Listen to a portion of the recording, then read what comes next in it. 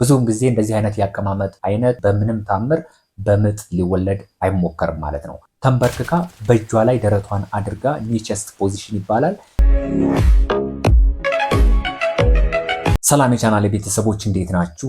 ያው የተወሰነ እየጠፋሁባችሁ ነው። ከዚህ በኋላ ግን ላለመጥፋት ቃል እገባላችኋለሁ። ዛሬ ስለምንድን ነው የምናወራው? በእርግዝና ጊዜ ስለ ጽንስ አቀማመጥ አይነቶች እናወራለን። ከነዚህም ውስጥ ኖርማሉ የትኛው ነው፣ አብኖርማሉ የትኛው ነው፣ እንደዚህ አይነት ደግሞ ሲያጋጥማችሁ ምን ማድረግ አለባችሁ ስለሚሉትም እናወራለን። መጀመሪያ ግን የዚህ ቻናል ቤተሰብ ካልሆናችሁ አሁኑኑ ሰብስክራይብ አድርጉ። ምክንያቱም ይህ የስነ ተዋልዶ ጤና መረጃዎችን የምታገኙበት ዶግ ሚዲያ ነው።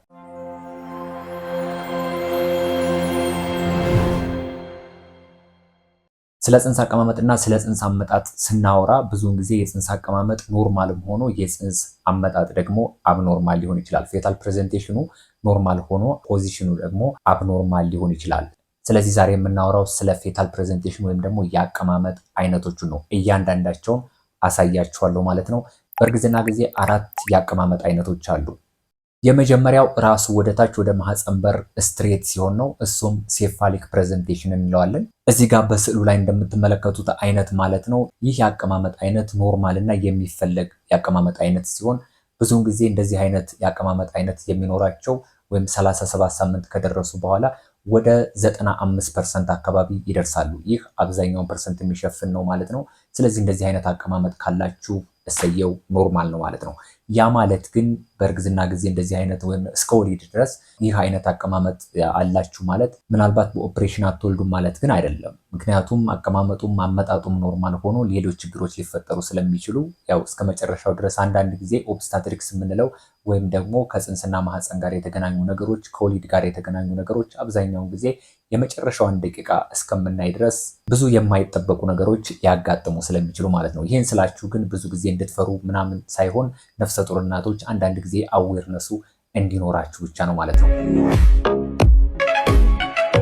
ሁለተኛው የጽንስ አቀማመጥ አይነት ደግሞ የመጀመሪያው ተቃራኒ ነው። ይህ ማለት የልጁ ጭንቅላት ወደ ላይ እግሮቹ ደግሞ ቀጥታ ወደ ማህፀን በር ወደ ታች ሲሆኑ ነው። ልክ እዚህ ጋር ስዕሉ ላይ እንደምታዩት እንደዚህ አይነት የአቀማመጥ አይነት ብሪጅ ፕሬዘንቴሽን ይባላል። በዚህ ላይ የምነግራችሁ ሁሉም የአቀማመጥ አይነቶች የእርግዝና ሳምንታቸው ከ37 ሳምንት በላይ የሆኑ ነፍሰ ጡር እናቶች ስለሆኑ ከ37 ሳምንት በላይ እንደዚህ አይነት የአቀማመጥ አይነት የሚኖራቸው እናቶች ወደ 4% ይደርሳሉ ማለት ነው። ይህ ማለት 100 ነፍሰ ጡር እናቶችን ሰብስበን አልትራሳውንድ ብናይ ወደ 4 እናቶች እንደዚህ አይነት የአቀማመጥና አይነት ይኖራቸዋል ማለት ነው። ይህ የአቀማመጥ አይነት እንግዲህ አንሴፍ ነው፣ ሪስክ የምንለው የአቀማመጥ አይነት ነው ማለት ነው። የአቀማመጥ አይነት ደግሞ መቅን የሆነ ወይም ደግሞ ዲያጎናል ሲሆን ማለት ነው። ልክ እንደዚህ ወይም ደግሞ እንደዚህ ኦብሊክ ፕሬዘንቴሽን እንለዋለን። ይሄኛው የአቀማመጥ አይነት ከሁለቱ አንድና ሁለት ላይ ከነገርኳችሁ ሊመጣ ይችላል። አንዳንድ ጊዜ ሙሉ በሙሉ ወደ ታች ሳይሆን ሲቀር እንደዚህ፣ ምክንያቱም በአብዛኛው ራሱ ወደ ታች ሆኖ መቅን ሊሆን ይችላል።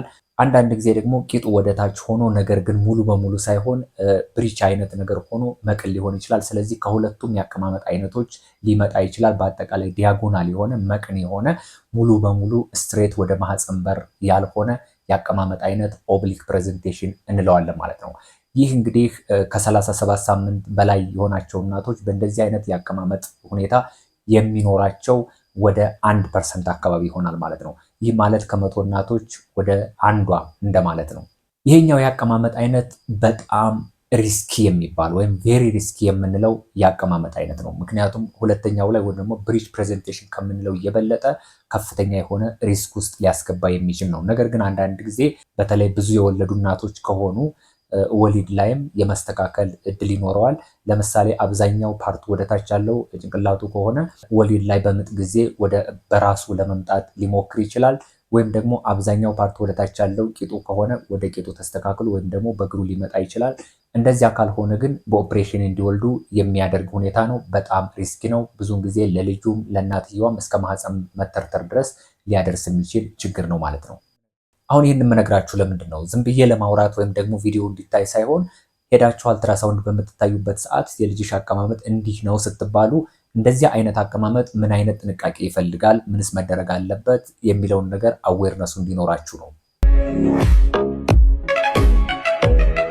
አራተኛው የአቀማመጥ አይነት ደግሞ በጣም አደገኛ የሚባለው የአቀማመጥ አይነት ነው፣ ወይም ዳንጀረስ የምንለው የፅንስ አቀማመጥ አይነት ነው። ይህም ምንድነው ትራንስቨርስ ፕሬዘንቴሽን እንለዋለን። ትራንስቨርስ ማለት እንግዲህ ምን ማለት ነው? ግድም ሲጋደም ማለት ነው። ይህም ራሱ ወደ ቀኝ ወይም ደግሞ ወደ ግራ ሊሆን ይችላል።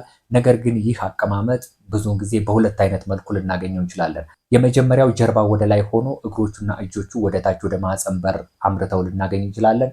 ሌላው ደግሞ ጀርባ ወደ ታች ሆኖ እግሮቹና እጆቹ ወደ ላይ ሊሆን ይችላል።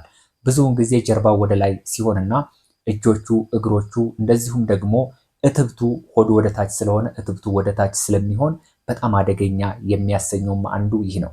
ብዙውን ጊዜ እንደዚህ አይነት የአቀማመጥ አይነት በምንም ታምር በምጥ ሊወለድ አይሞከርም ማለት ነው። እንደዚሁም ደግሞ ብዙውን ጊዜ በጣም የሚያስፈራው የዚህ አይነት አቀማመጥ የእንሽርቷ ከፈሰሰ ወደ ታች ወደ ማህፀን በር ያለው ስፔስ ባዶ ስለሆነ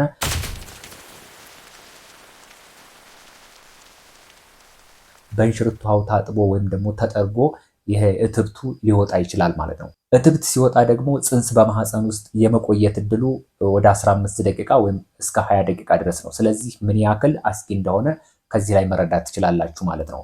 ስለዚህ በተለይ ጀርባ ወደ ላይ ሆኖ ሆዱ ወደ ታች በሚሆንበት ሰዓት እትብት ሊወጣ ስለሚችል እንደዚህ አይነት የአቀማመጥ አይነት ያላቸው እናቶች ብዙ ጊዜ ከ37 ሳምንት በላይ ከሆኑ በሆስፒታል ደረጃ ተኝተው እንዲታዩ ነው የሚደረገው። ለምንድን ነው ይሄን ካላችሁኝ፣ እንደ አጋጣሚ የእንሽርቷ ቢፈስ ወደ ኦፕሬሽን ለመሄድ እንዲያገለግል ነው። ምክንያቱም የእንሽርቷ በሚፈስበት ሰዓት ገና ከቤት ሄዳችሁ አምቡላንስ ጠርታችሁ ምናምን ወደ ሆስፒታል እስከምትሄዱ ድረስ ያቺ 15 ደቂቃ 20 ደቂቃ ልታልፍ ስለምትችል ፅንሱ በሆድ ውስጥ የመቆየት እድሉ በጣም አናሳ ስለሆነ ማለት ነው። የትብት መውጣት በጣም አደገኛ ነው። የትብት መውጣት ሲያጋጥምም ምናልባት ከቤት ወደ ሆስፒታል እንዴት ነው ወላዶችን የምታጓጉዙት የሚለውንም በዚሁ ቪዲዮ መጨረሻ ላይ ነግራችኋለሁ ማለት ነው።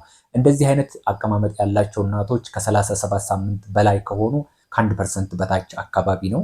ኦልሞስት አንድ ሰው ከ100 ሰው ብናገኝ ማለት ነው። ብዙ ጊዜ ግን ከ7 ወር ከ8 ወር አካባቢ ላይ ብዙ እናቶች እንደዚህ አይነት የአቀማመጥ አይነት ይኖራቸውና 37 ሳምንት አካባቢ ሲደርሱ ግን ይዞርና ይስተካከላል ማለት ነው። ለዚያም ነው ፐርሰንቴጁ የሚያንሰው ማለት ነው። አሁን የምነግራችሁ ምናልባት በየትኛውም አቀማመጥ ሆኖ በእርግዝና ጊዜ በተለይ በማንኛውም የእርግዝና ጊዜ በማንኛውም ቦታ ሆናችሁ የእንሽርቷ ሲፈስ ብዙ ጊዜ እዚህ አካባቢ በደንብ ማየት በእጃችሁ ፊል ማድረግ ይኖርባችኋል። ምንም እንኳን ባለሙያ ባይኖርም እንደዚያ ስታደርጉ አንዳንድ ጊዜ እትብት ሲወጣ ብልታችሁ አካባቢ ላይ ማህፀናችሁ አካባቢ ላይ እትብቱ ሊታይ ይችላል።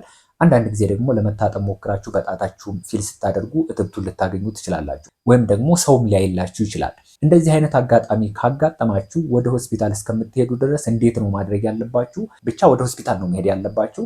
ወደ ሆስፒታል ስትሄዱ እናትየዋ ይሄ ኒቸስት ፖዚሽን የሚባል አለ።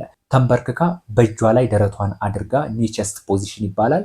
እንደዚህ አድርጋ ነው ወደ ጤና ተቋም መድረስ ያለባት ማለት ነው። ይህ ለምንድን ነው የሚረዳው ካላችሁ የልጁ ክብደት ወይም የሆዷ ክብደት ወደፊት ስለሚመጣ እዚያ ማህፀኗ አካባቢ ላይ እዚህ ፔልቪኮ አካባቢ ላይ ምንም አይነት ፕሬዥር ስለማያሳድር የልጁን እትብት የሚያጣብቀው ነገር ስለማይኖር ከእናትየዋ ወደ ልጁ የሚሄደው ደም እንዳይቆምና ኮምፕረስ እንዳይሆን ያደርገዋል። ስለዚህ በተለይ ምጥ ከሌላት ክብደቱ ወደፊት እንዲመጣ ስለሚያደርገው ፅንሱ በሆድ ውስጥ የመቆየት እድሉን ያራዝመዋል ማለት ነው። ስለዚህ ማናችሁም ሰዎች እንደዚህ የትብት መውጣት ያጋጠማትን እናት ወደ ጤና ተቋም ስትወስዱ በአምቡላንስ በእንደዚህ ፖዚሽን መውሰድ ይኖርባችኋል። ራሳችሁም ይሄንን ማወቅ አለባችሁ ማለት ነው።